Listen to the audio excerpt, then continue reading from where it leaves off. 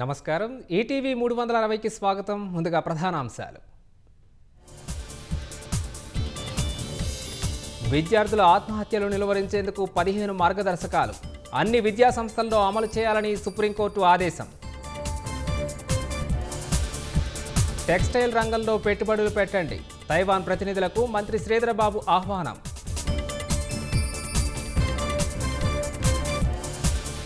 HCA అవకతవకల కేసులో CID పోలీసులకు చిక్కిన A2 దేవరాజ్ 16 రోజుల పాటు 5 రాష్ట్రాల్లో మకాం, పుణేలో అరెస్ట్.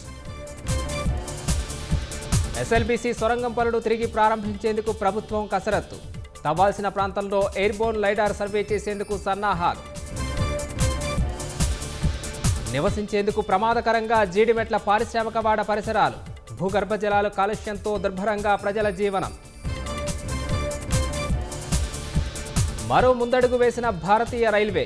దేశంలోనే మొట్టమొదటి హైడ్రోజన్ రైల్ కోచ్ పరీక్ష విజయవంతం. గాజాలో ఆకలి చావులు అరికట్టేందుకు అనుమతించండి. అపరిమిత సాయం కోసం ఇజ్రాయెల్ను డిమాండ్ చేసిన బ్రిటన్, ఫ్రాన్స్, జర్మనీ. నేటి నుంచి మహిళల ప్రపంచ కప్ ఫైనల్. తుది పోరులో తలపడనున్న కోనేరు హంపి, దివ్యా దేశ్ముఖ్.